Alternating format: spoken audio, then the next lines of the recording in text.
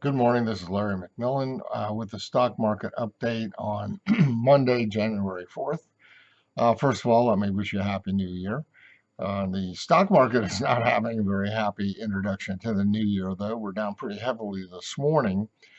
Even though we finished off the year seemingly strongly, the Dow and the S&P both finished at new all-time highs.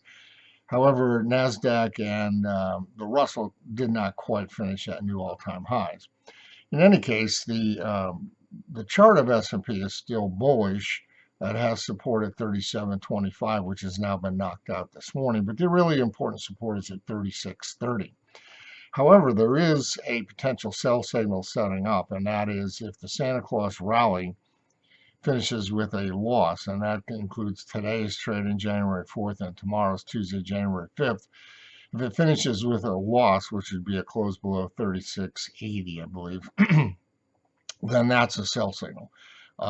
There have been some pretty nasty Januaries following a negative Santa Claus rally 7-day period, so that's certainly something to keep an eye on. The put-call ratios have already rolled over to sell signals. We've been holding off acting on that because we wanted to see some verification from the S&P 500, but we're now starting to get that. So the put-call ratios will probably accelerate quickly today as some of the call buyers will switch to put buyers. Also, breadth has managed to survive. It gave a couple of sell signals that were whipsawed out, but we're probably going to have another breadth sell signal as of today. So these new sell signals are coming in, kind of piling on one on top of the other. It's a possibility there could be whipsaws, but that's not something you can rely on. So you just trade the signals as they occur, and if there's a small whipsaw loss, then so be it.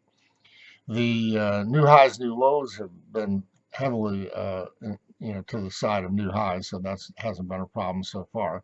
VIX is up sharply today, a close above 25.75.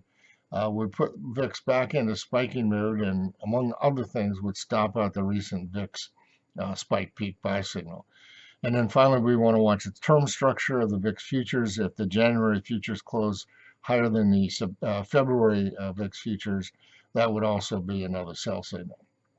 So right now, things are getting a bit dicey.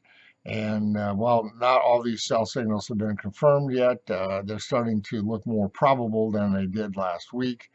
And as we know, sometimes the market will turn down for a while in January and then move higher later. But these sell signals usually indicate there will be a price to pay for all the, let's say, bullish excesses that were occurring late last year.